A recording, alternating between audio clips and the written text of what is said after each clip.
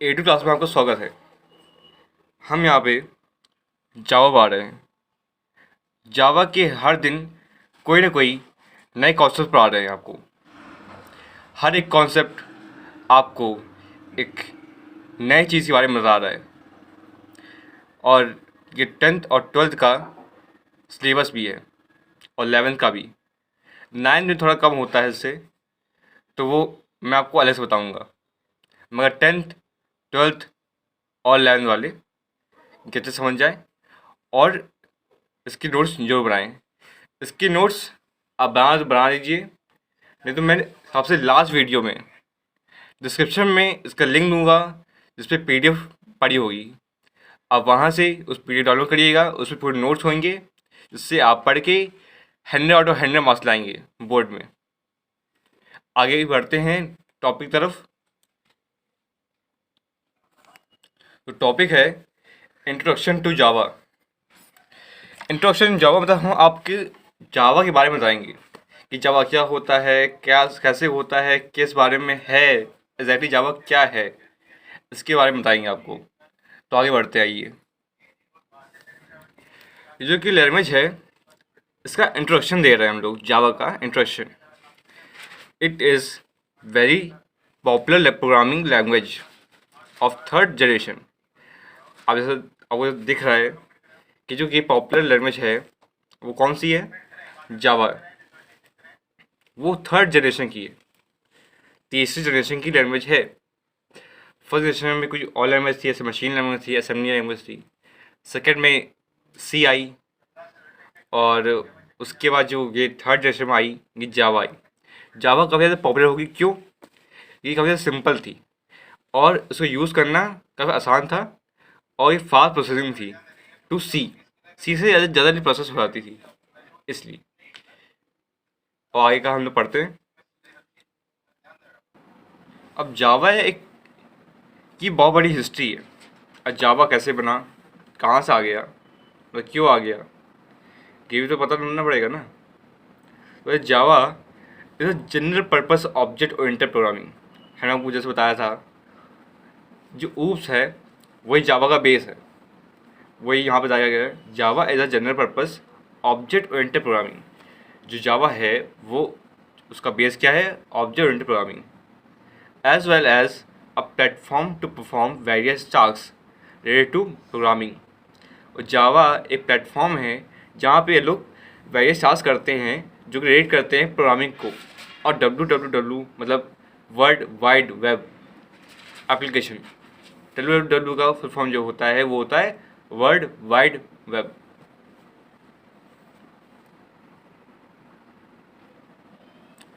जावा की हिस्ट्री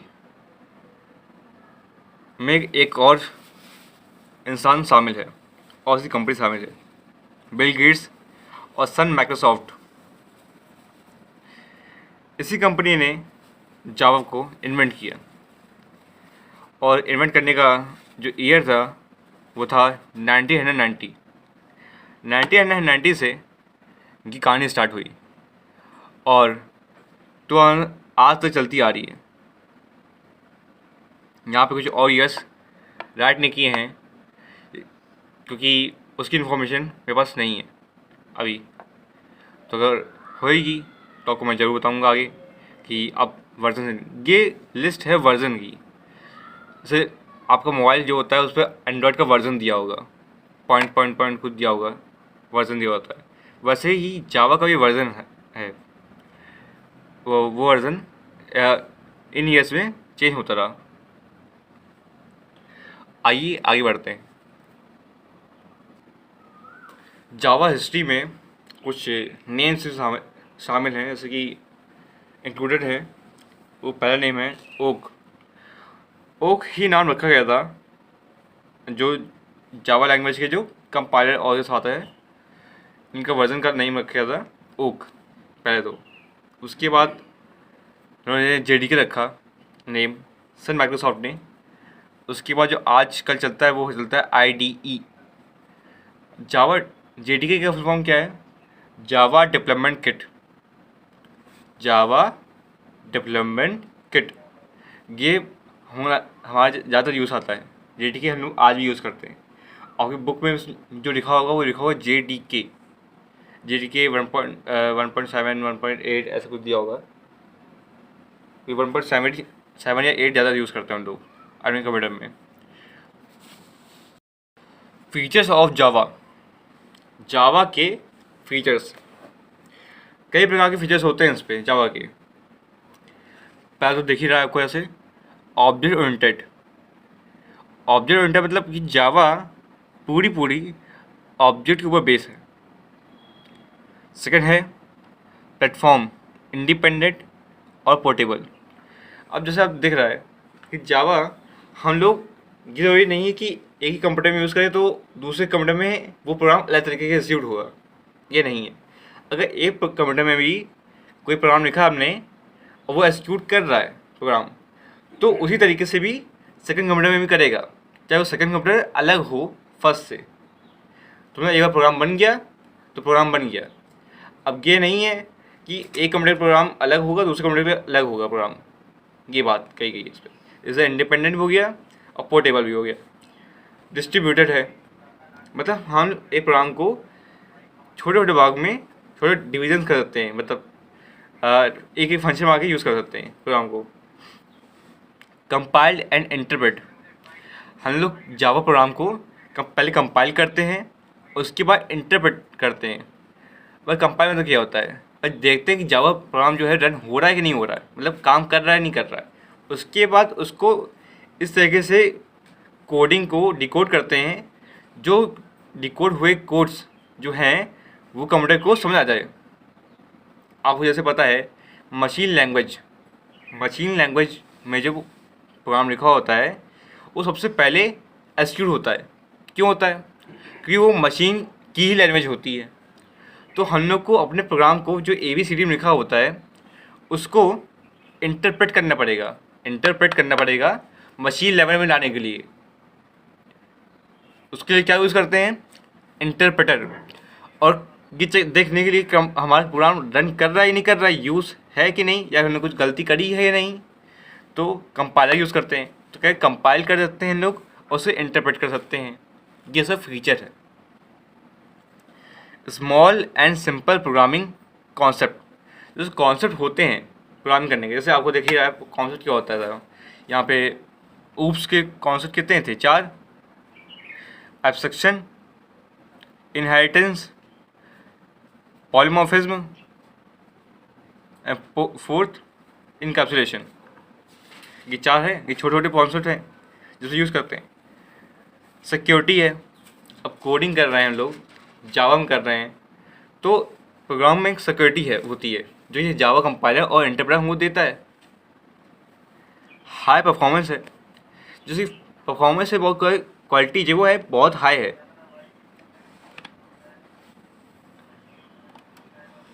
जो परफॉर्मेंस है उसकी क्वालिटी काफ़ी हाई है।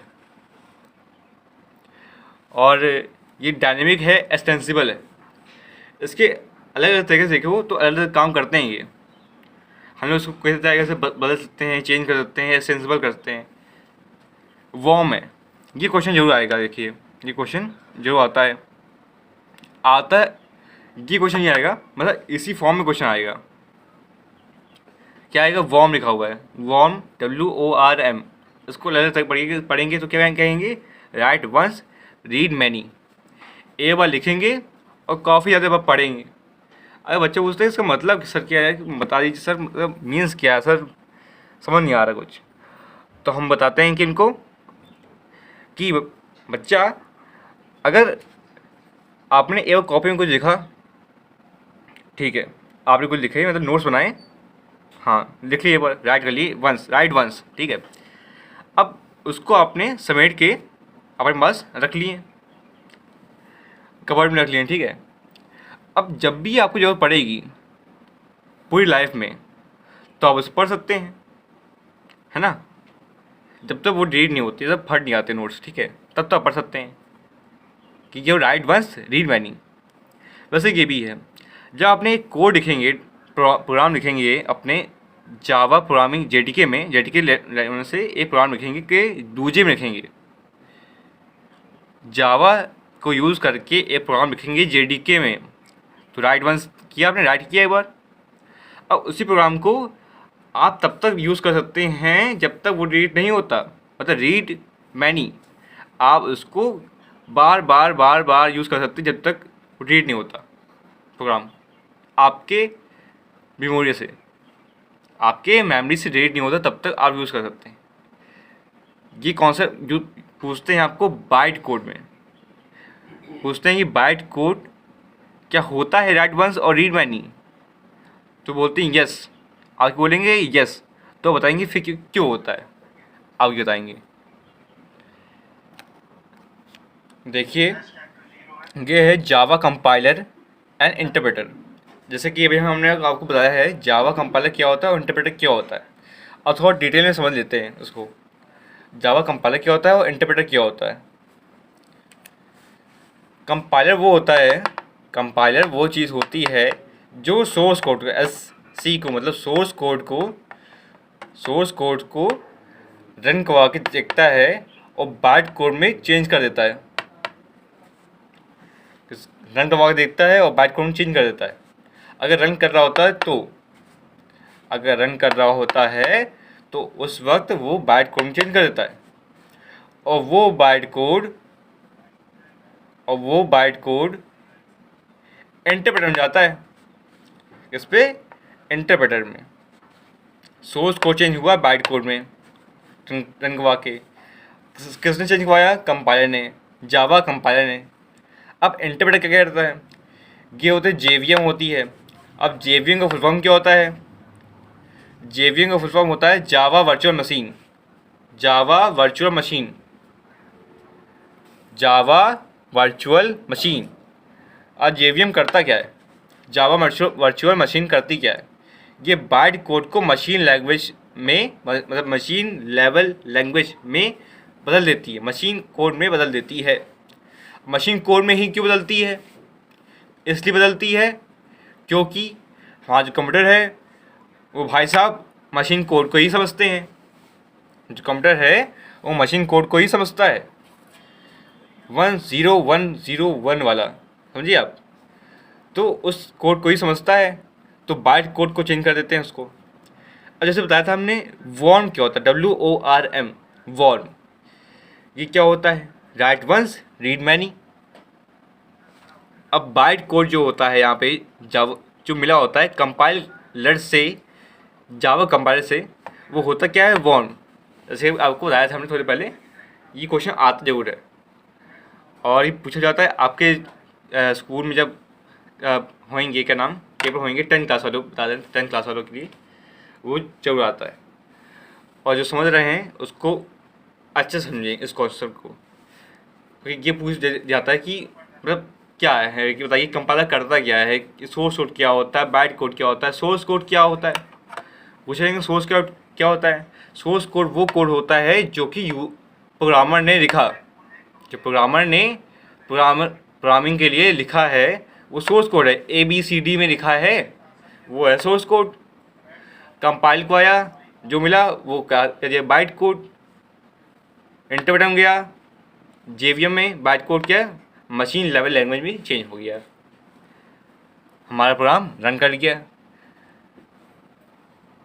ठीक है, आगे बढ़ते हैं। जावा एनवायरनमेंट। अब जावा एनवायरनमेंट क्या होता है? अब सुनोगे यार कि एनवायरनमेंट क्या लगा रखा भैया। This includes a large number of development tools. Java environment क्या होता है? ये इंक्लूड करता है काफ़ी ज़्यादा डेवलपमेंट टूल्स को। डेवलपमेंट मतलब किस चीज़ का?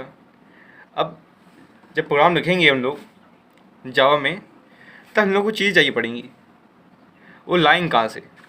वो टूल्स होते हैं ना, वो टूल्स यूज़ करेंगे, वो डेवलप करने के लिए टूल्स यूज़ करेंगे। तो उस टूल्स का नाम क्या रखते हैं? Development tools.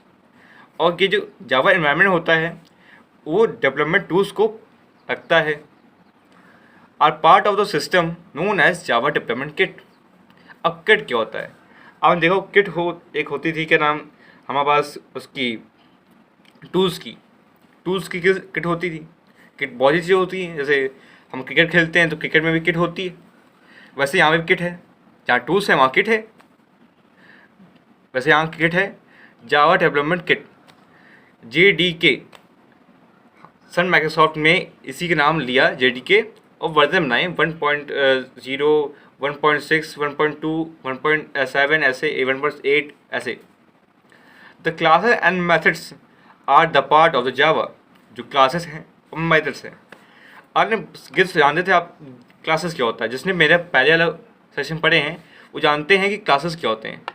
Classes are the group of objects which shares same behaviour. अब मेथड्स क्या होते हैं? मेथड होते हैं फंक्शन।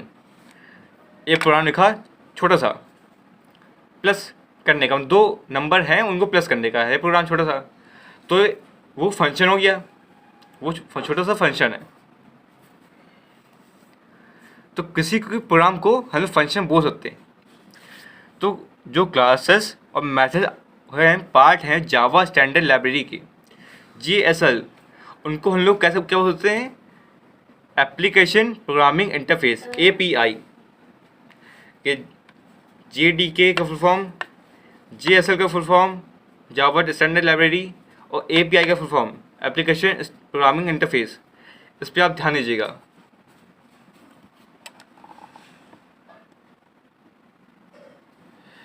समझे बेटा? JDK में दो टूल्स हैं। JDK आपको बता दें, JDK मतलब जावा डेवलपमेंट किट।